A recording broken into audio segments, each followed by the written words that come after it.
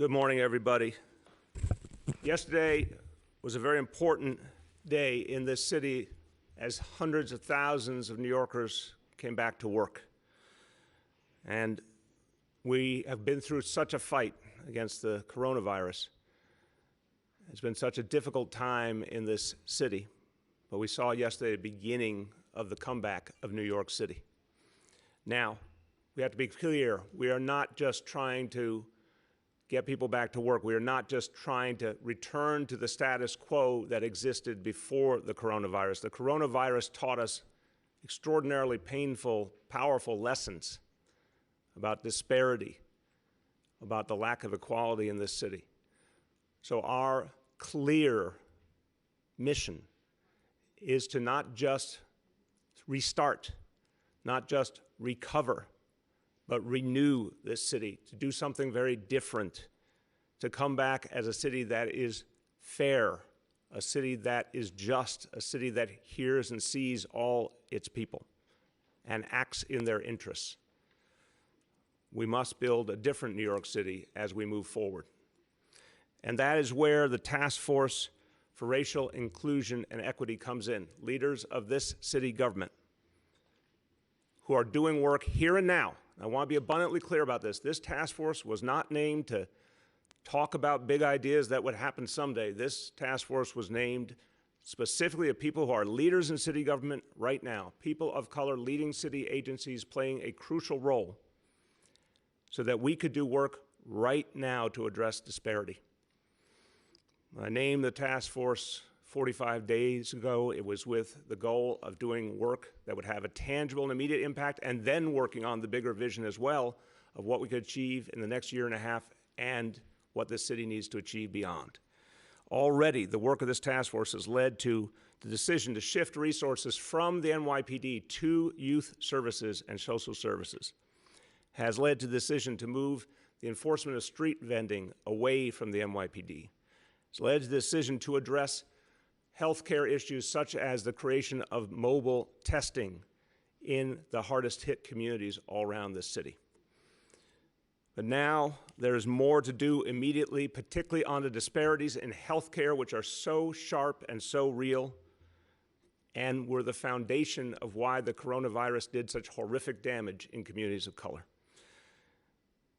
We have to address the underlying reality of healthcare being a human right. That is not understood still in this nation, but here in New York City it is, and that is why we are guaranteeing healthcare for every New York citizen, every New York person, regardless of documentation status. This COVID crisis has shown how broken our national reality is when it comes to healthcare, how many people suffered for years without access because access was based on money, how many people never got physical healthcare and Lord knows never got mental healthcare. How many people just didn't even have a doctor they could turn to? Well, we made clear with the decision a year and a half ago to move to guaranteed health care for all New Yorkers that we had to lead the way. We had to show that everyone will get health care regardless of income, regardless of whether they have insurance or not, regardless of documentation status. If you are a New Yorker, you deserve health care. And so New York City created NYC Care, and it began in August 2019 in the Bronx. Continued January this year in Brooklyn and Staten Island. Tens of thousands of people now have their own doctor for the first time. For many, in the first time in their lives, a doctor, a primary care doctor they could turn to, pay only what they could afford. If they could afford nothing, that doctor was still there for them. But the task force looked at the situation and said, even though that was a powerful start, we need to go farther. And the task force called for NYC Care to be expanded rapidly in Queens and Manhattan, 4 months ahead of schedule so we could reach 55,000 more New Yorkers, folks of limited means but unlimited potential who need health care. And that means primary care, it means special care, it means surgery, dental care, eye care, women's health, affordable medications. Again, no one charged more than they could pay. That is a foundation, but where we need to go much farther is in the area of mental health, because we have seen what happens in a society that does not provide mental health care. I was painfully reminded of it as I joined members of the Cure Violence movement a week ago at Queensbridge Houses, largest public housing development in New York City, I talked to residents one after another about the pain that they had experienced in the coronavirus crisis, and for so many it was the pain of losing a loved one. It was the pain of not being able to mourn. It was the sense of injustice, and that all added up for so many people to create anxiety and depression, to bear down on them, to create a mental health crisis within the crisis. We need to help make sure that people get the mental health care they need, and the Task Force on Racial Inclusion and Equity is focused on what we can do right now. And so to talk about the latest initiative from the task force, turn to someone who, and I know I may be a little bit subjective because of my love for her, but she is not only a great leader in this city, a great leader in this nation in calling for mental health care for all and showing it can be done. The First Lady of New York City, Charlene McCray.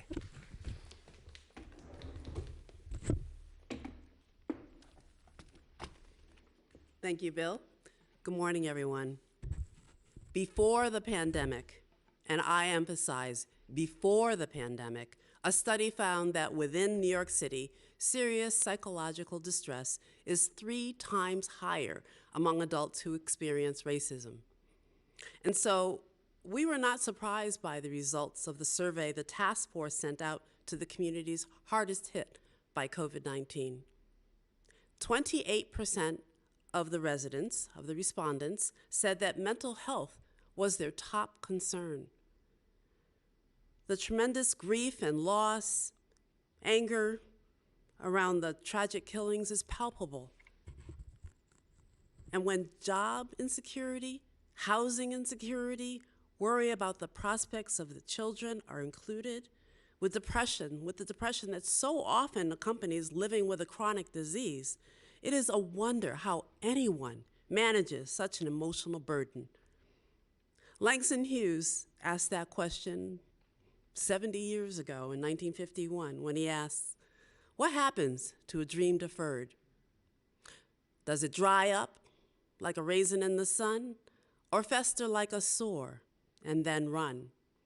Does it stink like rotten meat, or crust and sugar over like a syrupy sweet? Maybe it just sags like a heavy load, or does it explode?" The accelerated expansion of NYC Care provides another opportunity for people to connect to mental health services directly or when they seek to address other health concerns. We are also turbocharging the mental health resources in the communities hardest hit by the pandemic, working with 270 community faith-based organizations. By the end of this year, we will reach 10,000 more residents with mental health supports that include education and information about resources and coping strategies. We will also train trainers, and that's clergy and community-based organization representatives. These folks who already have the trust of the communities and the ability to care for others right there in the neighborhoods where people live. People should have culturally competent care and different ways to access support for themselves and their loved ones. Cost should not be a barrier. There should be no stigma, and especially no wrong door when help is needed. These actions are a significant step in the direction that we want to go in these next weeks, and you'll be hearing more from us coming very soon. Thank you. Thank you. Thank you to our First Lady, to all the members of the task force. They are working constantly, and I mean constantly. As the First Lady said, when the task force recognizes something needs to be done right now, it will be done right now, and announced by the task force leadership, and then put into action by the City of New York. Now, I also want to talk about something that needs to happen right away, and it emerged from powerful, moving, thoughtful conversation on Sunday at Gracie Mansion. It is important when people are struggling and fighting for change and justice, important that not only are their voices heard, but they're heard in full. That people who truly represent communities, from which they come, the fights for justice that have pervaded for years, that they bring forward the pain, the anger, the frustration, but the solutions, the things that we can do differently, the things we must do differently. And that's what happened Sunday at Gracie Mansion.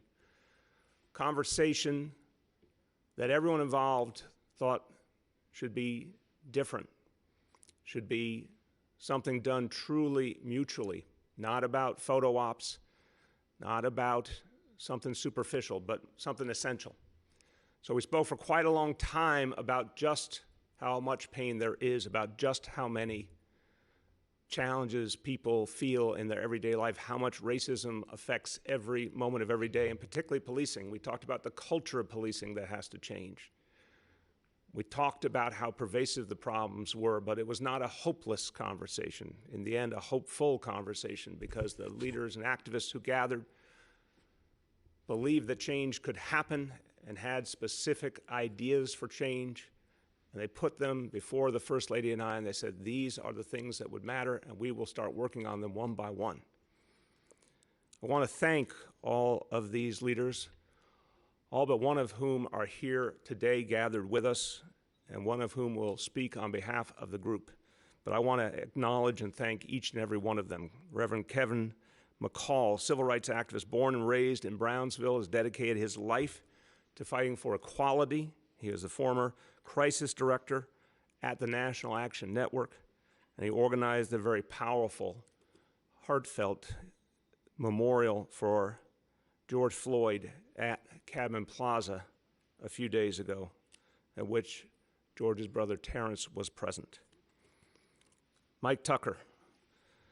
Mike Tucker lost his own son to police violence, became one of the city's real, true, authentic leaders against gun violence, founded Lay the Guns Down. The organization Lay the Guns Down has done extraordinary work to try and create progress and healing and a different reality in our streets. Anthony Beckford, president and co-founder of Brooklyn chapter of Black Lives Matter, served in the United States Marine Corps, came back to his community, devoted to change, has emerged as a powerful voice of justice, a leader organizing the peaceful protests for change that have made such an impact on this city. Aisha Sekou, who will speak for the group of activists gathered. Aisha is the CEO of Street Corner Resources, a leading cure violence organization, does extraordinary work engaging young people, helping them to reach their amazing potential, helping to protect them. And I've had many opportunities to talk to Aisha and see her work over the years. I have tremendous admiration for her. And one of the things I said during our State of the City address really was based on the work of Aisha and her colleagues who have done amazing, just beautiful work to nurture our young people. I said in that speech, our kids don't need to be policed, they need to be reached. And Aisha and so many other good people in cure violence and community-based organizations are reaching our young people in a positive way. Gwen Carr was at our meeting at Gracie Mansion, the mother of Eric Garner, one of the most prominent voices for justice in this city and in this nation, a conscience who has turned pain into purpose. If ever that phrase has been made real and human, it's in the person of Gwen Carr. Someone I admire, someone I feel shows the best in all of us. Gwen is in Houston today as part of one of the recognitions of the life of George Floyd. Here representing her is Bishop Evans, cousin of Eric Garner. And Bishop, we thank you for joining us in this important moment. So before I turn to Aisha, I will simply recount the one crucial piece of the conversation at Gracie Mansion Sunday. The activist said, it's time to do something officially representing this city to recognize the power of the fundamental idea, Black Lives Matter, the idea that so much of American history has wrongly renounced but now must be affirmed.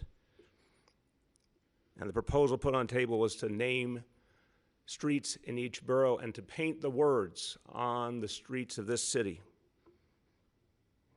In each borough, at a crucial location, one of which will be here near City Hall. And I want to thank Borough President Gail Brewer and Councilmember Margaret Chin, who are working with us on this effort.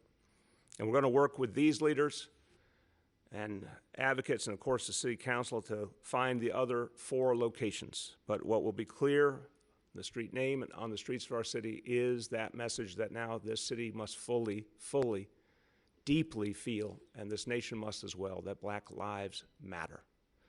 And with that, I turn to Aisha Sekou.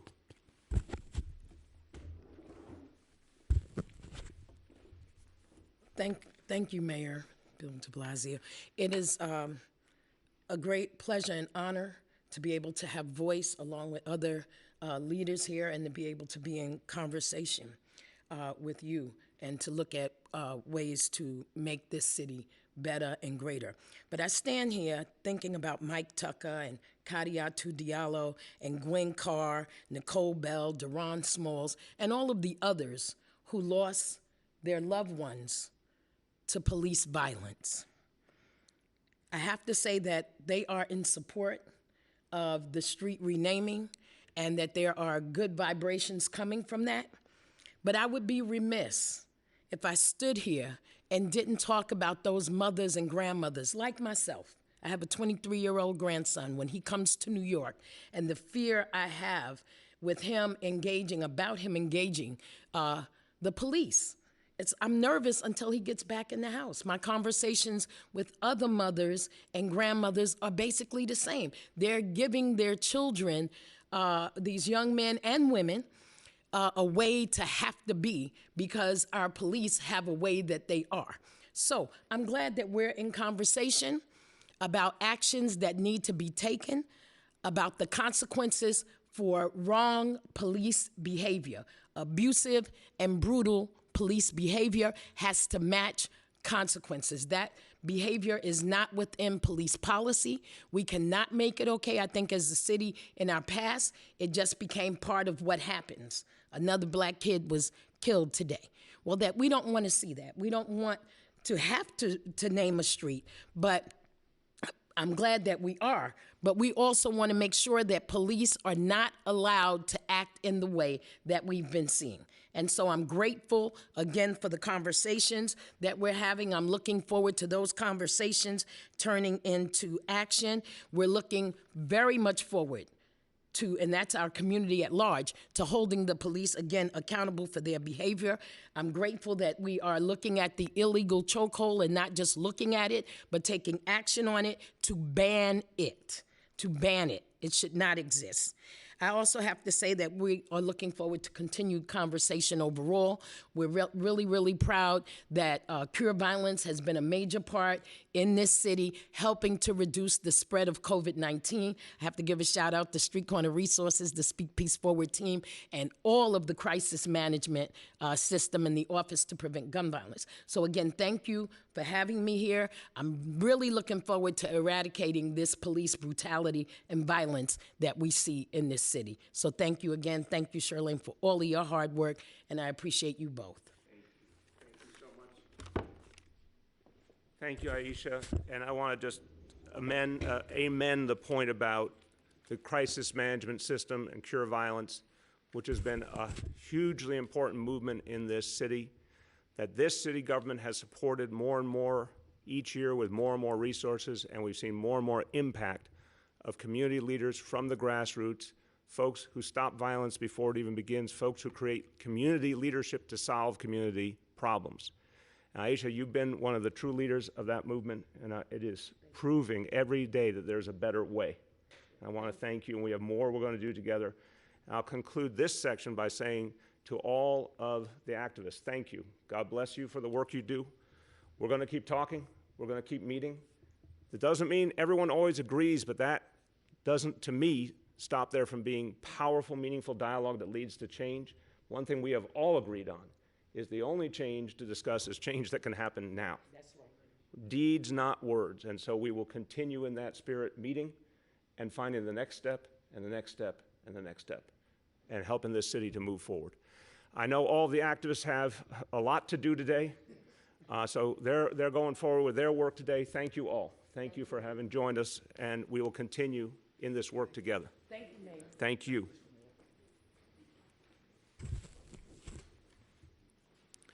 Let me continue with some other important updates.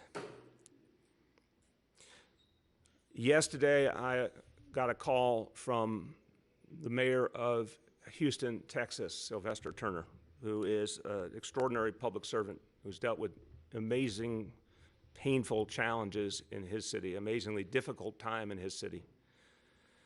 Not just now, but in the years before. And Houston is the hometown of George Floyd. Mayor Turner asked me, could we light our city hall in remembrance of George Floyd? And he specifically asked us to light it with the colors of George's high school football team. And we did that last night at City Hall, a small gesture, but an important one in solidarity with the Floyd family, with the people of Houston, with all of those fighting right now for justice. Now, it is a reminder that so many people right now are looking for the real, tangible, meaningful things that we can do to change what's broken. I am so heartened by the changes that I see happening immediately, and I want to thank our legislators in Albany who are doing extraordinary work. I spoke to Speaker Carl Hastie and Majority Leader Andrea Stewart-Cousins over the weekend. The package of the reforms that they have put together in Albany are profoundly important for the future of this city, this state, this nation. Particularly the reforms of the 50A law that have held back transparency, the law that has for years stood in the way of transparency, the reforms that are needed to fix it.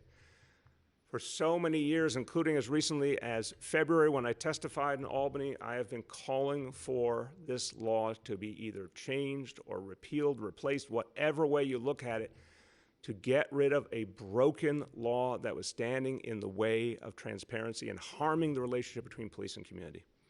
That is finally happening after years and years and years. That is finally happening. And that means we're going to be able to restore trust by showing very transparently what's happening in the discipline process of the NYPD.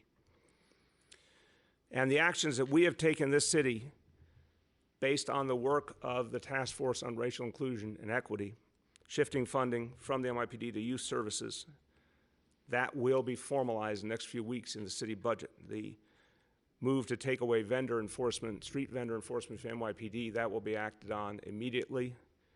And we'll look at other ways to put civilians forward wherever possible, a way that improves the level of peace and understanding in this community while keeping people safe at the same time. And then the community ambassadors we discussed just a few days ago, we hired within the NYPD to bring the voices of communities forward, to create more of a flow of both information and insight and better ways of doing things that need to be heard deeply within the NYPD. Those are just beginnings. There is so much more to do, and our city council is doing some very, very important work now. I have had a discussion with the Black, Latino, Asian caucus of the city council. I want to thank them for their leadership over these last weeks. And I'm going to be speaking with them again to talk about all the steps we need to take, some of which are legislative, some of which are administrative, some of which are in our budget, but this is going to be an ongoing process of change. It's going to be a part of a year and a half of relentless effort and change. Today, the City Council is hearing 4 bills. A chokehold ban for the NYPD, a bill that will affirm every individual's right to record their interactions with police officers, a bill to ensure that all police shield numbers and rank designations are visible to members of the public, and a bill to ensure there will be early intervention on any officers who need more training or more monitoring, anything that will adjust the course of their career to make sure that it reflects the values of this city. I want to affirm that I broadly support all of these bills. There are some specific details being worked through, but I'm confident that we will work them through, and we'll be able to move forward together with the City Council on all 4 of these bills.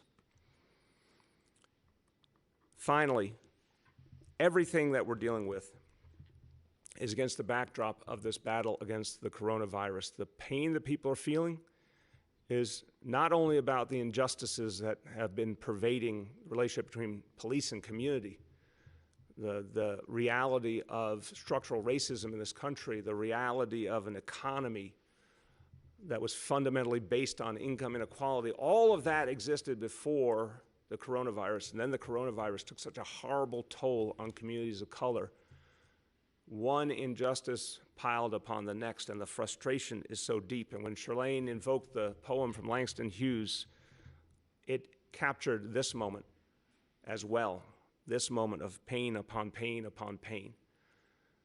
We have so much to do, but remember, we have to do it while fighting back the coronavirus, to save lives in all communities, but also to take away that which has created so much additional injustice and start the framework for that fair recovery that we must have in the city. So fighting the coronavirus in every way possible is essential to doing the work of justice. Right now, we saw an extraordinary moment restarting yesterday and the emergence of our test and trace core on a scale never before seen in the United States of America. Now thousands of tracers out there right this moment, talking to the people in New York City, making sure that anyone who tests positive is followed up on, their contacts are traced, those people get the support they need, those people get the testing they need. If they need to safely separate from others, all the support is there. This is going to change the trajectory of the coronavirus in New York City. But every single day, we're going to watch what happens with this disease. We're going to see if our efforts are working. We're going to need every New Yorker to be a part of it if we're going to fight it back. I'm going to keep reminding you, it all comes down to you. Stick to the strength and the discipline, the teamwork, the sense of concern for yourself, your families, but for the whole community that all New Yorkers have shown. So let's talk about the indicators and thresholds today. Number one, the daily number of people admitted to hospitals for suspected COVID-19. That threshold is 200, and today we are well within that threshold at 52 patients. Second, the daily number of people in health and hospitals, ICUs, that threshold is 375. We're well within that threshold again today at 337. And this last one is unbelievably good news, and it doesn't mean it's always going to be like this, and it doesn't mean we don't need to keep fighting, because we do. But I am so proud of New Yorkers. You have earned this one. The percentage of people tested citywide who are positive for COVID-19, as more and more and more testing, well over 30,000 tests a day, now happening in New York City. That threshold is 15% for the first time since the beginning of this crisis. Today's report, only 1% of those tested positive for COVID-19. That is an amazing statement on what all of you have achieved, all of you have done. Let's keep clinging to that progress. Let's build upon it. Let's beat back this disease. Everybody work together. Work with the Test and Trace Corps. Work with your neighbors. Every time you keep that face mask on, every time you stay home when you can, every time you practice social distancing, you're beating back this disease. But look at that, 1% only. An extraordinary day for New York City. A few words in Spanish.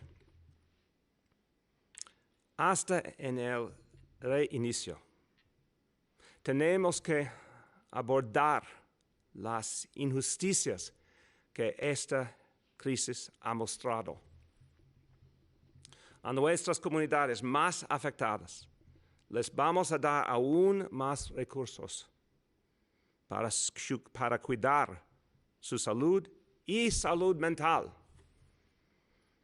Nuestra misión es esta.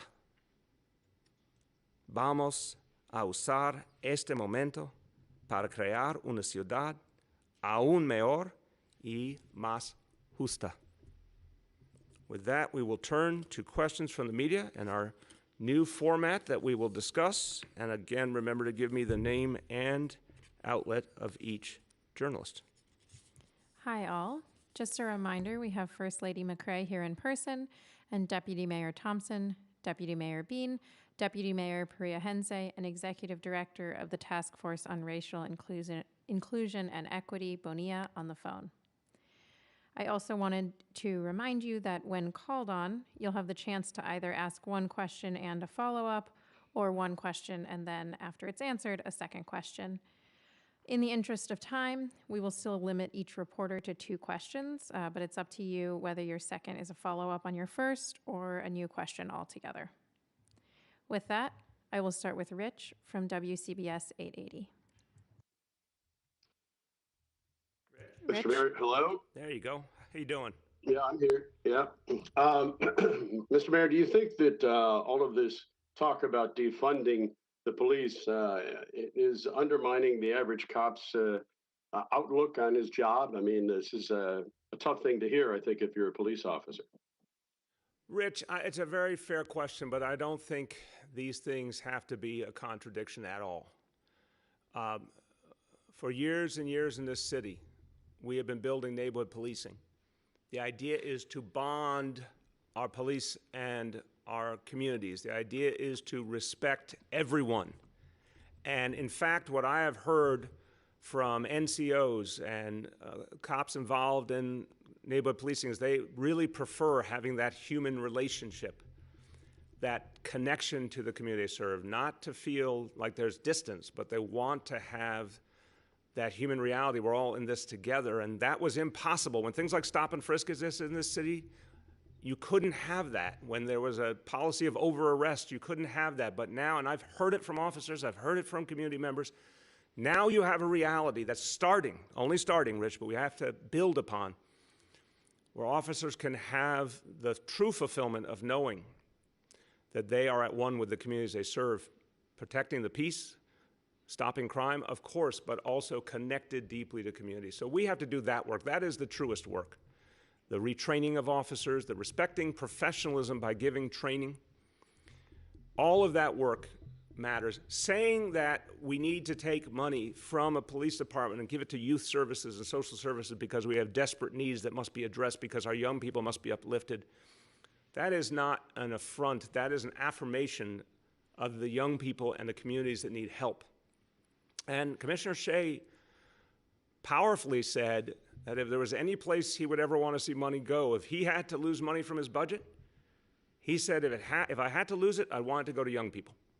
He said that publicly, and it is absolutely consistent with what he said months ago in terms of redefining the mission of the NYPD to focus proactively and positively on young people. So, Rich, I don't think it has to be something that people would feel upset about or worried about. I think it could be something affirmational about the way we're going to move forward together.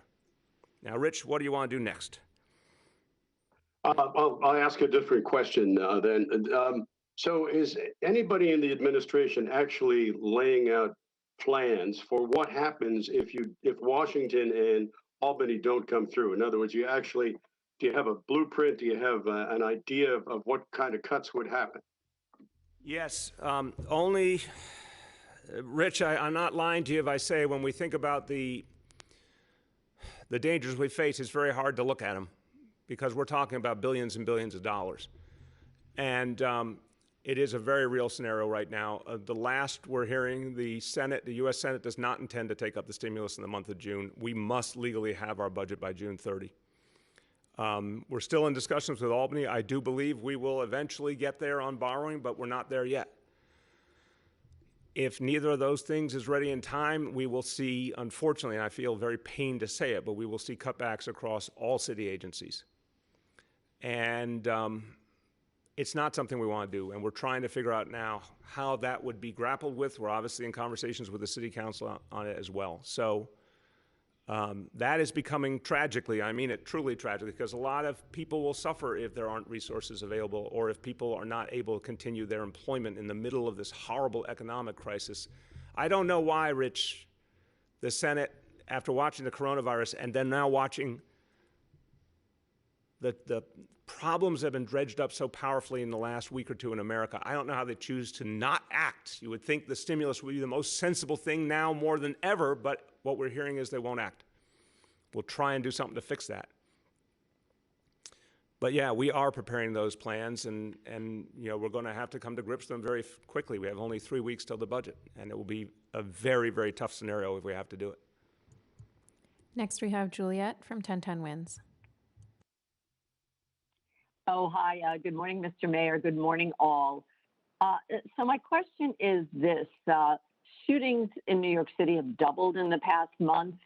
And according to Chief of Department Terrence Monahan, he says gun arrests have occurred, most gun arrests have occurred in Brooklyn. 78% of those arrested have been released on their own recognizance. And there were 7 shootings in Brooklyn last night.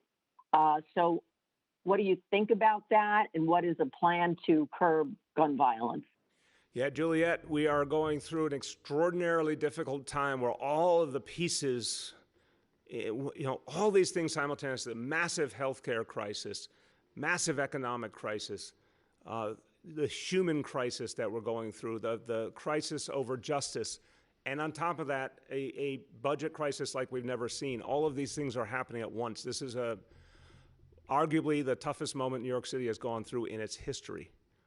But it's also a city that can handle, I think, anything. I think that's the people of New York City, that we are willing and able to take on any challenge. So we're going to have to find a way to address this uptick in violence, and I'd say it's a couple of things. It's deepening neighborhood policing, which clearly worked.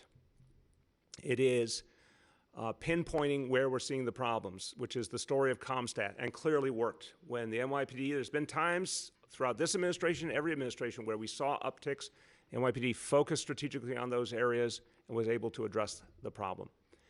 We need cooperation from prosecutors when it comes to gun violence. We need more cooperation from prosecutors to address gun violence.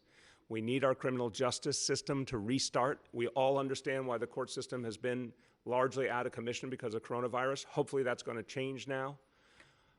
We're going to be able to do things as the city comes back to life to create more action in terms of the criminal justice system. We're going to need all of that, Juliet. And Juliet? I do have a second, sort of related question. Do you see community leadership and activists playing a bigger role in or with the police department, and if so, to what extent?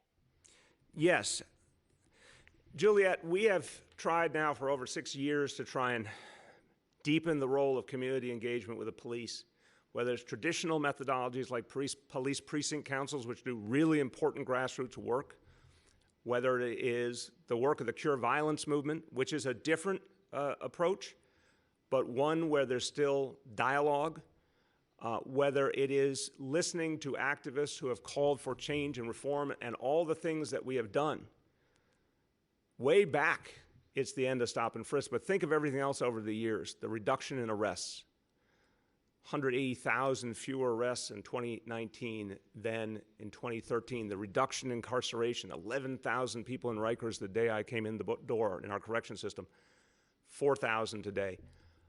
Many, many reforms and changes that came from the voices of communities. We have to deepen that. What I talked about with the activists that Shirlane and I met with Sunday is a series of additional changes we have to make. And so, yes, the NYPD needs to listen. City Hall needs to listen. I need to listen. We need to keep going farther. And I think we can in a way that supports the safety of the people of this city. Because there is a right way to police, and there is a right way to make sure we work with the grassroots. The truest safety comes from the grassroots, and that's what those voices are calling for, and that's what we can achieve. Next, we have Andrew from NBC. Good morning, Mr. Mayor, and everyone on the call. Hope you're doing well. Yes, Andrew, how are you? Good. I hate to channel Katie Honan here, my good friend, but I do want to ask about the summer. Today could hit 90 degrees. It's possible in the afternoon. I'm wondering what progress you've made towards coming up with any plan to allow young people to either swim in a pool, swim at a beach, or get in a sprinkler. So a very important question, Andrew. You're channeling an important question from Katie. We've got to start with the things we know we can do. So we talked about before the additional sprinklers that we're going to set up in parks, that even under the current conditions of phase 1, we can do in a safe and appropriate manner. So there will be cooling for young people, cooling for older people that we talked about before, the actions we're taking with the air conditioners and cooling stations. But you raise a very important point about the beaches, the pools. We're now going to be reassessing everything. We're making some real progress. And I want to emphasize, Andrew, we've had to, with the coronavirus, no 2 days have been the same, to say the least. We've had to always guard against the possibility that coronavirus was not being beaten back. Remember that period of time, and I'm knocking on wood as I say it, where we thought we might be in a plateau where it was just going to stay at a high level and not change. Obviously, before that, we thought it was going to keep going upward. Thank God, through everyone's effort, it has gone lower and lower, but we have to make sure it stays lower. If we can do that, then we're having a real conversation about beaches for sure. If we can do that, there may even be a way to get back to pools. We're not there yet, and I'm going to keep saying to people, I understand the great anxiety to get there, but we have to make sure that we don't do the worst of all things, which is to allow a resurgence. If we had a resurgence the wrong way, then we're literally shutting down phase one and going back to fuller restrictions or worse. So it's going to take a little patience, but absolutely we can have a conversation now with a little more opportunity to envision progress around beaches, and now we can start a conversation around pools. I don't know if we'll get there, but at least we can at least begin that conversation now for the first time based on what you saw today with those indicators. Do you have a second one? My second question has to do with outdoor dining and phase two in New York. You had indicated it would be the beginning of July. All the other regions have been able to move to phase two in 2 weeks, which would put New York City on June 22nd. Why could you not do, and how close are you to giving restaurants the details about how they can reclaim some of the street space? Yeah, so 2 parts to that answer. Absolutely, is it, if you will, legally possible that we could get to phase two by the end of June? Yes. We need to provide those answers on that timeline. So that means over the next week or 10 days, we have to fill in as many of those blanks as humanly possible. But I've been very clear, and I said it yesterday, that I'm not saying June 22nd, which is the earliest, official date according to state guidance, because I do not want to unduly raise expectations. We are not like the other regions of state. I love the whole state of New York. I've been all over the state of New York. We are different. And we're different in almost every place in the country. That's why we were the epicenter. Just the nature of life in the nation's largest city. So I'm not people, I want people to hear that, and we'll work with the state. We're going to constantly communicate with the state, Andrew. But if we're ready on June 22nd, that's beautiful. But I don't want people to have undue expectations. We're trying to do something so difficult in these next few weeks. Bring back hundreds of thousands of workers and ensure that we keep the coronavirus down, and then bring back many hundreds of thousands more. So I said July because I wanted to keep expectations a little lower, but if we can get there sooner, of course. If the state and the city agree and we think it's safe, of course. So yes, in answer to your question, we owe those restaurants guidance very quickly this week, next week. Next, we have Shant from the Daily News. Yeah, good morning, everyone. To start with, I wanted to ask about the number of letters and even a march with your own staffers recently criticizing your handling of the protests and making demands such as majorly defunding the NYPD and immediately firing officers who used excessive force. Are you planning any actions specifically to meet staffers' demands or to otherwise assure them they should continue to work for you? And if we could start with that, and then I'll ask my follow-up. Shant, look, I worked in City Hall as a staffer in an administration dedicated to change in an extraordinarily difficult time in the city's history. I respect the heartfelt views of the members of this team. I know they are speaking from their own honest view of things, and I respect everyone's choice. If people don't want to work in this administration, I respect that. We're going to continue the work, whether they choose to be a part of it or not. We're going to continue to work. I hear people's voices, but I also understand that there was an election that determined a direction. I put forward a vision. We are acting on that vision. We're going to deepen that vision. That's what democracy is all about. And I've been very clear about the changes we're going to make. And so people should understand, someone by what they have done.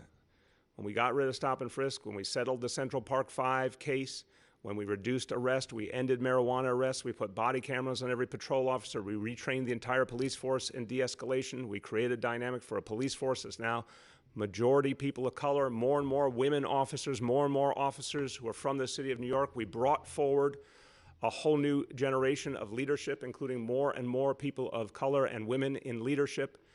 This is just some of what we have done to change the NYPD, all in the rubric of neighborhood policing, which is a profound redirection for this agency. And now we're going to do a lot more, and we are going to relentlessly change this city and this police department over the next 18 months. And anyone who wants to be part of that mission, that's where we're going.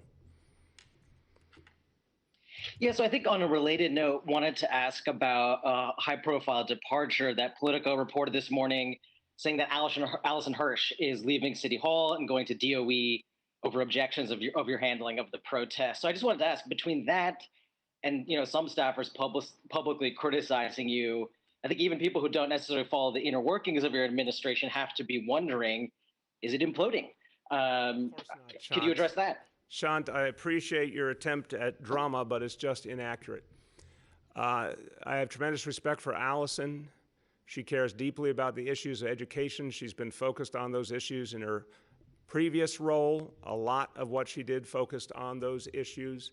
She happens to be a working mom who cares deeply about the reality of kids and public school parents and everything they're going through. We're asking her to take on a role which we actually talked about with her to begin with. It might have been her original role, and now is a role that makes sense in terms of the crucial need to bring back the New York City public schools. The hardest mission our public school system has ever gone on will be coming back in September, and it has to be literally the greatest school year in the history of New York City. So it's all hands on deck, and I think she will contribute greatly to that mission. Next, we have Henry from Bloomberg. Hello, Mr. Mayor. How are you doing? Hey, Henry, how you doing? Okay, I just have one question. I was speaking with someone in the health department, and they said that when people come in admitted to hospitals with suspected COVID, they're not sure because they're untested at that point. There's no contact tracing of these people. In other words, they're treated at the hospital, they're tested, but there's no examination of who they may have been close to. So in the hours or days that it takes to get a test result, these people out in the world who they've had contact with presumably are infected or in the process of becoming infected, and they're not located. Nobody knows who they are. They're spreading the virus. Why aren't people who are admitted to hospitals immediately in touch with contact tracers? Yeah. Henry, I don't know who you spoke to, but that is not the approach. If there's something that's being missed, we'll fix it immediately. I'll make sure you talk today to either Dr. Mitch Katz or Dr. Ted Long. Contact tracing is for everyone who tests positive in New York City, regardless of where they test positive. If someone comes to the hospital and they're not yet identified as COVID, because as we know, some of the folks who are coming in with respiratory symptoms may not be COVID. But anyone who tests positive for COVID, every single one of them gets contact tracing. If there's any piece that needs to be tightened up, it'll be tightened up. So we'll make sure you get that follow-up discussion. I'm not sure you understood my question. Try again. I thought I did, but try again. People come into the hospital, they're suspected COVID patients. They've got these symptoms. They have not been tested yet. The test results are not in, but they're suspected of having COVID to the point where they've been hospitalized. Their contacts are not traced until a positive test result is obtained. This is coming from the press office of the health department. I do, Henry, thank you. I think when you said your question, I heard the test result piece, and I appreciate your clarity. I would use the word symptomatic, just so we're all speaking the same language. I think I hear you now saying if someone was symptomatic but not confirmed, would they be followed up on? Yes, because remember, we need to go after symptomatic people too to the maximum extent possible. Now, I want to affirm to you that we've got so many confirmed positives that the Test and Trace Corps is reaching out to right now That, by definition, is job one, because we know a certain number of the folks going into hospitals do not have COVID. That is a fact. It has been traced. We should show you that information because it's important. Came up in an earlier question. That was a very good one. I think Matt asked it about the difference between someone that goes into hospital COVID suspected versus how many are actually confirmed COVID. So tomorrow, I want to speak about that in the briefing. People should realize that, thank God, a certain number of those folks who are going in turn out not to have COVID. That's a very good thing, and we need to affirm that. But your point about symptomatic folks is well taken. The test and trace core has to first go after the positive, confirmed positives. But where there are symptomatic people, it makes sense to start that work as well, presuming there are resources available as we move more and more people into test and trace. We're at thousands of people now. We're going to keep growing it. I want to see us reach more and more into symptomatic folks as well. So we will do that follow-up with you so you get the specifics. But your point is well taken, so long as you also hear my point that job one is where you have a confirmed positive because you know it, and a lot of those folks who are COVID suspected in the hospital turn out not to have COVID. Next, we have Jake from Gothamist. Good morning. Morning, Jake. Hi. So yesterday we published multiple videos of police officers violently detaining legal observers with the National Lawyers Guild during Thursday's protest in Mott Haven. When we asked PD about this yesterday, we were told the cops were enforcing curfew, despite the fact that your own office said legal observers were exempt from the curfew. When one legal observer tried to show officers documentation of that exemption, an officer crumpled the paper to the ground and tossed the woman to the street. There's another video that shows an officer with the NYPD Legal Bureau telling cops that legal observers can be arrested. So my first question is whether you think the officers involved in these stops on Thursday should face discipline. Well, Jake, it's a very important question. I do not believe ever that a legal observer should be arrested. Period. If it's a legitimate legal observer, there is no way they should ever be arrested unless they are committing a specific crime. And obviously the same goes for members of the media. We talked about that the other day. I will not accept that from the NYPD. If they are in any way violating those very essential rules of a free society, that media and legal observers, certified legal observers, certified media, and Jake, not everyone, of course, who claims to be something is something, but as you're saying, if someone's showing their documentation, that needs to be honored. So we need to fix that immediately. In terms of what kind of discipline, the question I would have is discipline applied to an individual officer or the person who gave the orders? And we need to look at that specifically, but that should be a part of the investigation of what happened in Mott Haven. I am convinced that there was a profound danger that day. That doesn't mean that everything was done right. There is a full investigation going on right now by the State Attorney General, by the independent review that our DOI Commissioner and Corp Counsel are doing, and of course by Internal Affairs Bureau. I want the truth of what happened in Mott Haven. I believe, based on all the information I received the afternoon before the protest and during the protest, that there was a real and tangible and very dangerous threat of violence in that situation that affected the whole approach. But that does not mean we don't need to look at everything that happened and see if there was anything done inappropriately, and there needs to be any accountability for any officer or supervisor. That needs to be part of that review, and it needs to happen quickly. Okay, so my follow-up question related to that is that, when we first asked about this on Friday, Dermot Shea said this operation was executed nearly flawlessly. He claimed that police found a gun on protesters and gasoline. Yesterday, I believe the Post reported that the gun was seized hours before the protest at a separate location with no apparent link to protesters. There was no gasoline found at the site, as far as we know. Are you concerned your police commissioner is spreading misinformation about protesters?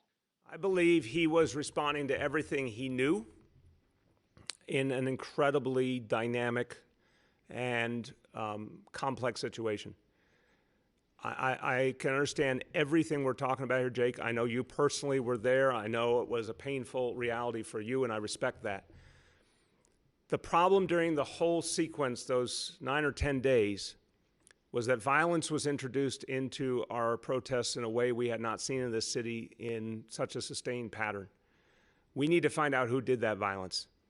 We need to find out if it was groups from Antifa, if it was right-wing groups pretending to be Antifa, whatever it was, if it was just individuals. But that violence caused a whole different reality in this city, on top of the very different and also unacceptable violence on Sunday and Monday night at the beginning of the protests. The violence in the Bronx, the violence in Midtown had nothing to do with the protests, but it added another element that had to be addressed.